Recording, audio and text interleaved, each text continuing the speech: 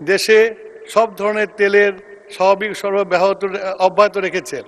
শুধু তাই নয়, বর্তমানে আমাদের জ্বালানি তেলের পর্যাপ্ত মজুদ রয়েছে। গত 28 ফেব্রুয়ারি 2026 তারিখ হইতে মধ্যপ্রাচ্যে উদ্ভূত ভূ রাজনৈতিক অস্থিরতা এবং পরিবেত মার্কিন ইসরায়েলি যৌথ হামলার পরিপ্রেক্ষিতে ইরান কর্তৃক স্ট্রেট অফ হরমুজ এর জাহাজ চলাচলের বিধিনিষেধ আরোপ করায় বৈশ্বিক জ্বালানি সরবরাহ ব্যবস্থা বিঘ্নিত হয়েছে। ফলে আন্তর্জাতিক বাজারে জ্বালানি তেলের মূল্য, প্রিমিয়াম ও ফ্রেট রেটের অস্বাভাবিক অস্থিরতা দেখা দিয়েছে। আন্তর্জাতিক নৌপথে জাহাজ চলাচলের নিরাপত্তার ঝুঁকি বৃদ্ধি পেয়েছে।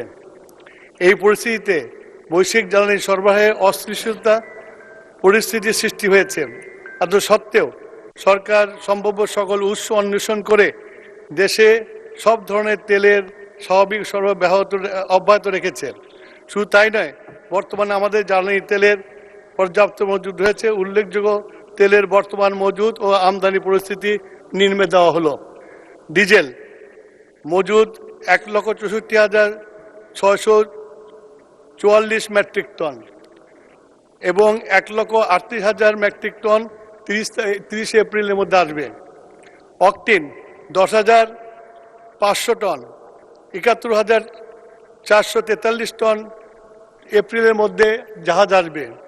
পেট্রোল 16,000 টন, 36,000 টন আপনার এপ্রিলের মধ্যে আসবে। মধ্যবর্তী সংকটের ফলে বিশ্বের অন্যান্য অঞ্চলের মতো দক্ষিণ এশিয়ার প্রায় সব দেশেই জ্বালানি তেলের সংকট মোকাবেলা করতে হিমশিম খাচ্ছে। পাকিস্তান ইতিমধ্যে 50% পর্যন্ত তেলের মূল্য বৃদ্ধি করেছে। শ্রীলঙ্কার তীব্র জ্বালানি ঘাটতির পরিপ্রেক্ষিতে রেশনিং কর্মঘণ্টা কমিয়ে দিয়েছে। ভারত, আফগানিস্তান, ভুটান, মালদ্বীপ, নেপাল ইতিমধ্যে জ্বালানি তেলের মূল্য বৃদ্ধি করেছে। অর্থাৎ একমাত্র বাংলাদেশি জ্বালানি তেলের মূল্য অপ্রবৃত্ত রেখেছে। বিশ্বব্যাপী জ্বালানি তেলের মূল্য অস্বাভাবিক হারে বৃদ্ধি পেলেও দেশের শিল্প উৎপাদন, কৃষি কার্যক্রম ও সাধারণ মানুষের জীবনযাত্রার কথা বিবেচনায় রেখে সরকার এপ্রিল মাসে জ্বালানি তেলের মূল্য অপরিবর্তিত রেখেছে। কৃষকদের ডিজেল প্রাপ্তি নিশ্চিত করতে সেচ কার্ডের ন্যায় কৃষি কার্ড প্রদানের বিষয়ে জেলা প্রশাসকদেরকে নির্দেশ প্রদান করা হয়েছে। জ্বালানি তেলের অবৈধ মজুদ, অতিরিক্ত দামে বিক্রি রোধে মোবাইল কোর্ট পরিচালনার জন্য সকল জেলা ম্যাজিস্ট্রেটকে নির্দেশ দেওয়া হয়েছে। জ্বালানি তেল সরবরাহ মনিটরিং করার জন্য জেলা বিপিসি মন্ত্রণালয় পর্যায়ে ভিজিলেন্স টিম ও মনিটরিং টিম গঠন করা হয়েছে।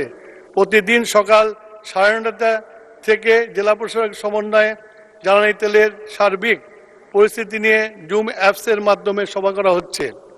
জ্বালানি তেলের পাচার, অবৈধ মজুদ বন্ধের আইন বাহিনীকে নির্দেশনা প্রদান করা হয়েছে।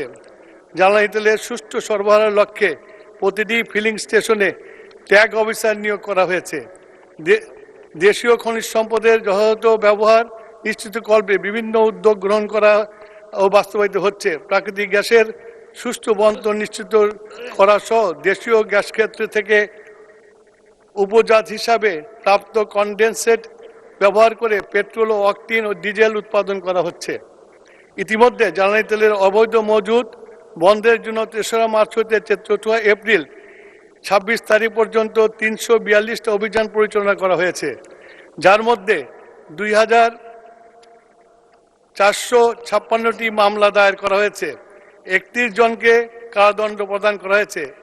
এই সকল অভিযানে মোট 1,25,39,39,000 টাকার অর্থদণ্ড আদায় করা হয়েছে এবং 40,48,456 লিটার জ্বালানি তেল উদ্ধার করা হয়েছে। তার মধ্যে diesel 3,33,157 litre, octane 36,405 litre, petrol 78,894 litre উদ্ধার করা হয়েছে।